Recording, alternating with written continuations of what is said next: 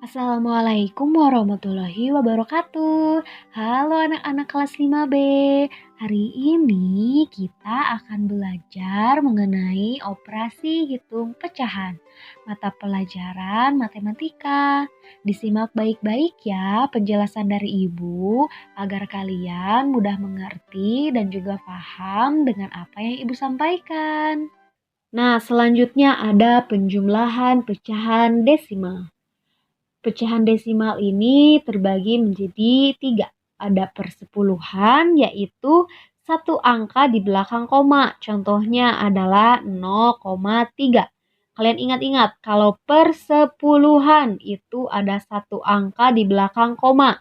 Nih, ini ada koma, ini ada satu angka di belakang koma, yaitu 0,3 atau dapat ditulis 3/10.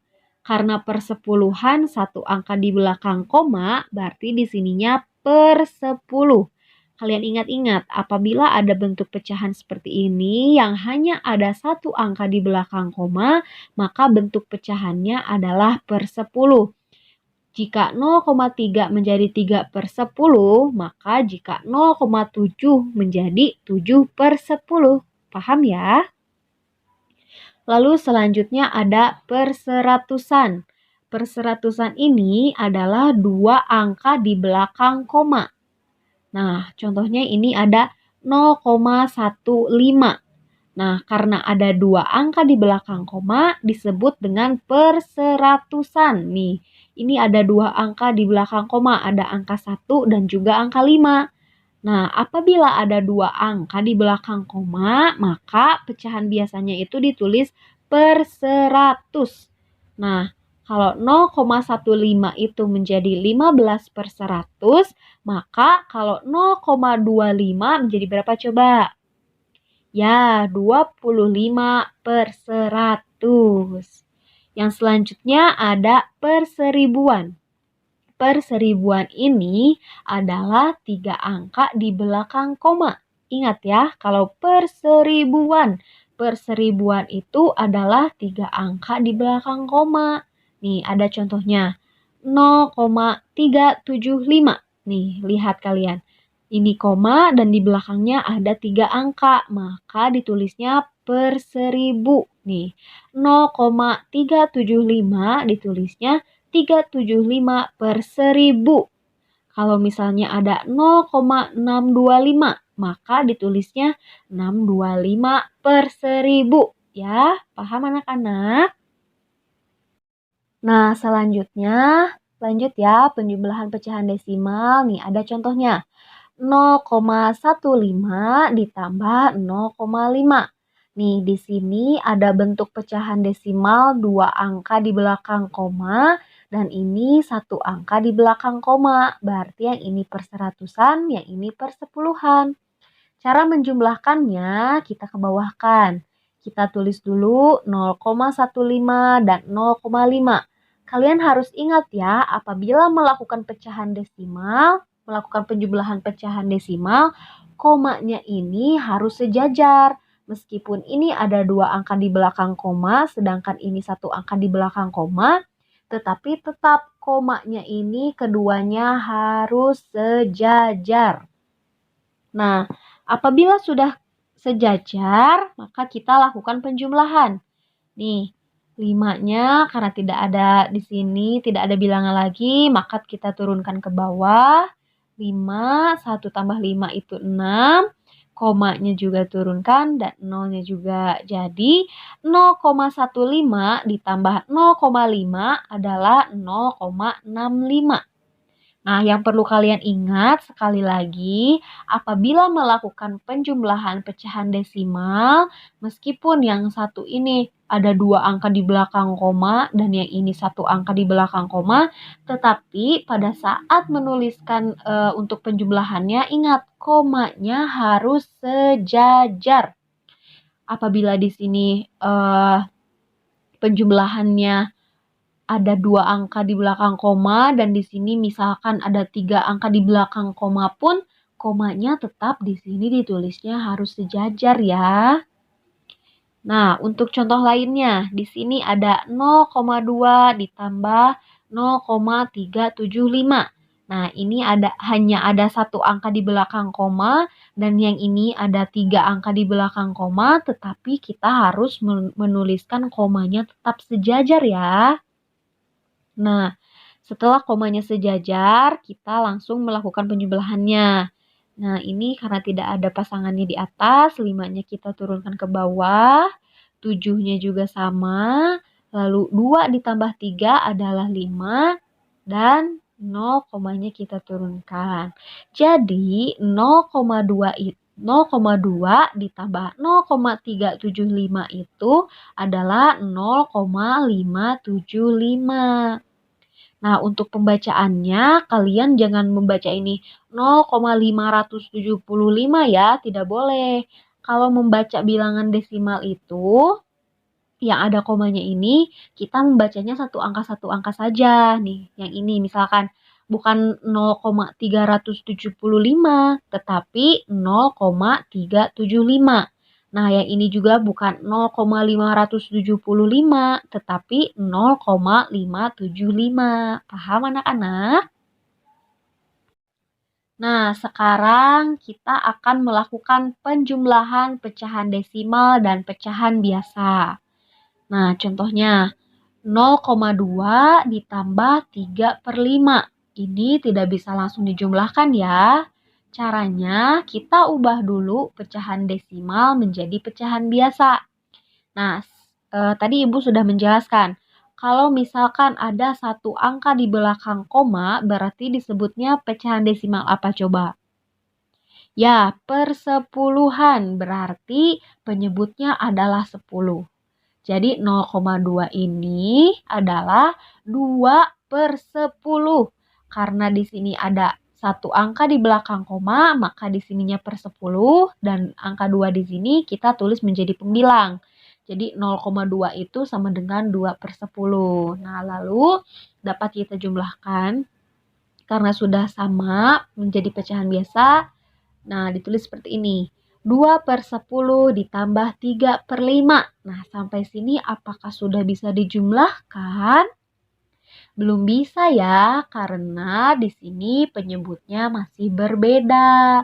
Nah, kita samakan dulu penyebutnya dengan cara mencari KPK dari 10 dan 5. KPK dari 10 dan 5 itu adalah 10. Coba kalian hitung dulu. Kalau kalian tidak percaya KPK dari 10 dan 5 itu adalah 10, kalian hitung dulu caranya seperti yang sudah Ibu jelaskan tadi. Nah, bentuknya akan menjadi seperti ini.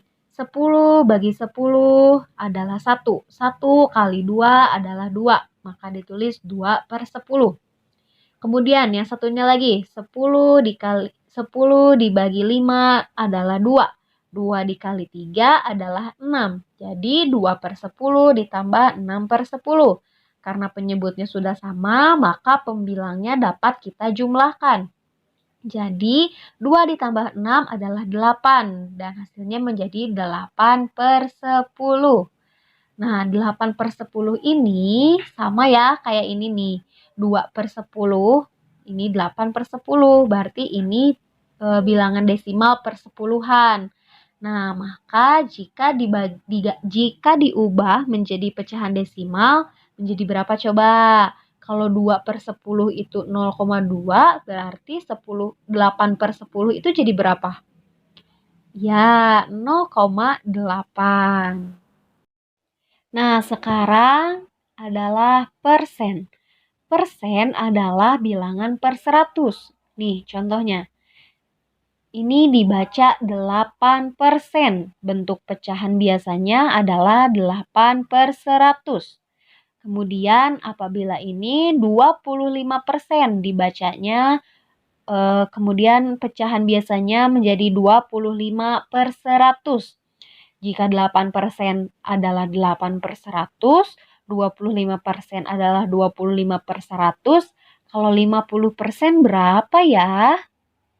Ya, jika 50% adalah 50/100. Nah, selanjutnya kita akan melakukan penjumlahan pecahan biasa dan persen.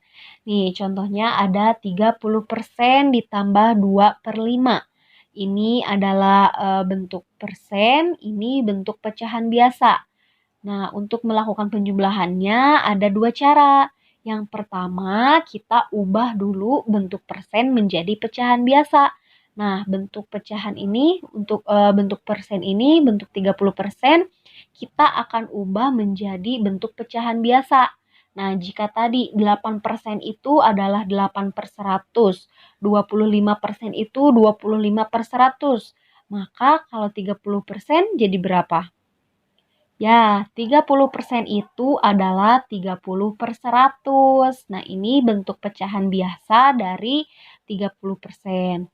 Nah, kita sederhanakan dulu.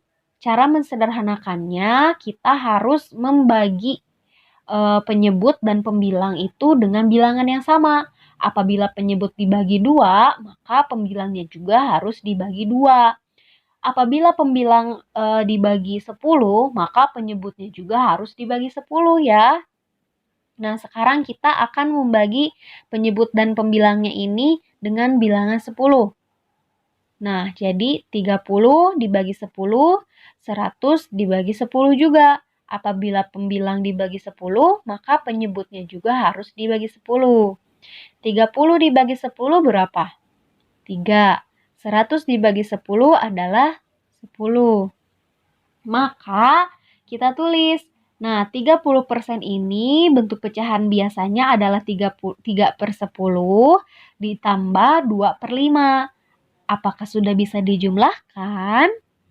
Tidak bisa ya anak-anak karena penyebutnya masih berbeda. Nah, kita samakan dulu penyebutnya dengan mencari KPK dari 10 dan 5. KPK dari 10 dan 5 itu adalah 10. Nah, langsung saja 10 dibagi 10 hasilnya adalah 1, 1 dikali 3 hasilnya adalah 3, kita tulis di sini. Kemudian 10 dibagi 5 hasilnya adalah 2, 2 dikali 2 hasilnya adalah 4, kita tulis di sini. Nah, karena penyebutnya telah sama, maka pembilangnya juga sudah bisa dijumlahkan. Nah, 3 ditambah 4 adalah 7. Jadi, 3 per 10 ditambah 2 per 5 atau 30% ditambah 2 per 5 itu hasilnya adalah 7 per 10. Nah, yang selanjutnya ada cara yang kedua. Cara yang kedua yaitu kita mengubah bentuk pecahan biasa menjadi bentuk persen. Nah, caranya, bentuk pecahan yang biasa ini 2 per 5 kita ubah menjadi bentuk persen. Caranya adalah kita kalikan dengan 100%. Nah, apabila kalian ingin mengubah pecahan biasa menjadi bentuk persen, pecahan biasanya kalian kalikan dengan 100% seperti ini ya. Kemudian, nih 100 ini kita bagi dengan 5. 100 dibagi 5 adalah 20. Kemudian 20 ini dikalikan dengan pembilang pada pecahan biasa. 20 dikali 2 adalah 40. Maka 2 per 5 itu bentuk persennya adalah 40%. Nah, kalau sudah gini, kita ganti 2 per 5-nya menjadi 40%. Jadi 30% ditambah 40% hasilnya adalah 70%. Nah, jadi untuk mengerjakan penjumlahan pecahan biasa dan persen, kalian boleh menggunakan cara yang ini. Cara yang pertama, dengan mengubah bentuk persen menjadi pecahan biasa. Bisa juga kalian menggunakan cara yang kedua, yaitu mengubah pecahan biasa menjadi bentuk persen.